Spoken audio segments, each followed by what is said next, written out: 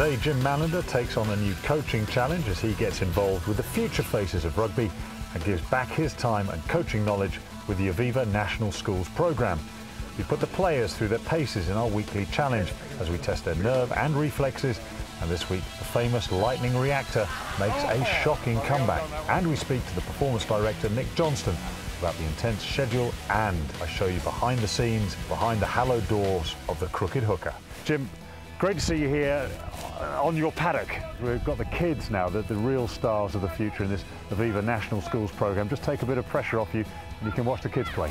Yeah, it's tremendous, and you know, it's been a busy couple of weeks. Really pleasing on Sunday to get that quarter-final win, but I think then to come back and to, as you say, grassroots rugby, to see children enjoying the game, some good coaching, and hopefully these players will come through and be future Saints. It's fantastic, and I've just been you know, doing a little bit of coaching with them, speaking to them, and the numbers of these lads who actually came to watch the quarter-final, who are season tickets holders here, with the parents, with the grandparents. It's a real family club, this, and you know, when I came here, it was something that really impressed me, to see the family spirit coming through. The Northampton Saints, everything you could want from a professional club. Well run, well managed, a whole clutch of exciting England qualified players, and in Franklin's Gardens, the very best stadium in which to watch your rugby. But at the heart of it, the most important thing are the supporters, and they are quite simply the very best in the business. And look at them, what a motley crew they are.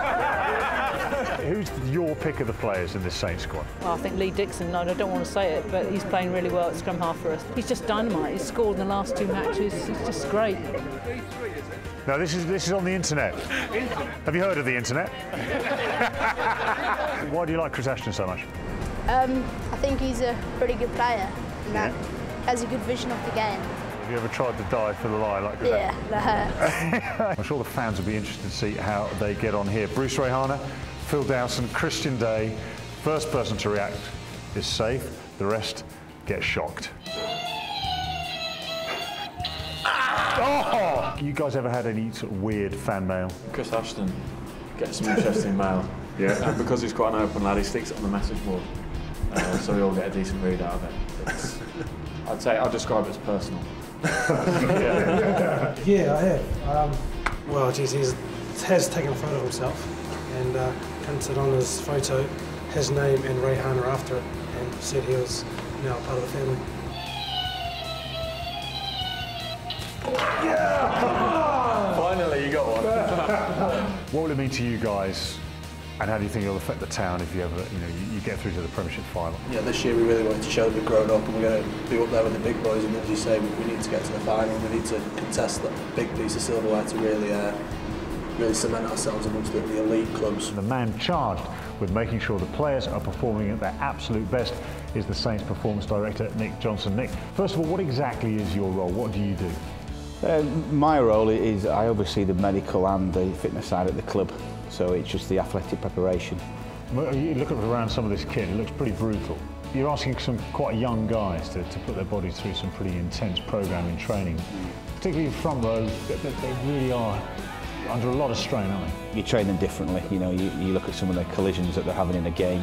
We're fortunate to have the GPS systems here or there, so we know, how far Suwan is running in the game, how many contacts he's making in G-force. But just the impact of that scrum. If you imagine there's nearly 900 kilograms, in each scrum, and it's, and they're in the middle, the front row, and fair play.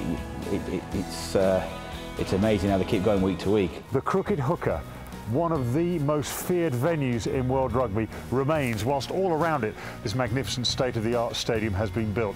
Absolutely love coming in this place. It's one of the most atmospheric areas of the whole ground. And whenever I visit other clubs, I love to see the old pictures on the walls. If you look around, the young players today, Ashton, Laws, Foden, Hartley. Well, in my time, it was Dawson, Beale, Grayson and Rodber. Perhaps the most significant signing that Northampton ever made was Buck Shelford. In the early 90s, it really signalled the Saints' intent to pick themselves up from a sleeping giant of the East Midlands and push themselves forward to being one of the big forces in rugby. And it certainly worked. My old PE teacher, Graham Phillips, called him Grandad. Well, it's certainly been a topsy-turvy season so far from the Saints, but the players have returned. They're back to winning ways. They're in the top 4. Can they stay there? Well, they face a punishing schedule of matches. But as always, you have the best seats in the house to see if the Saints can be there come the end of the season. Here on Aviva Behind the Badge.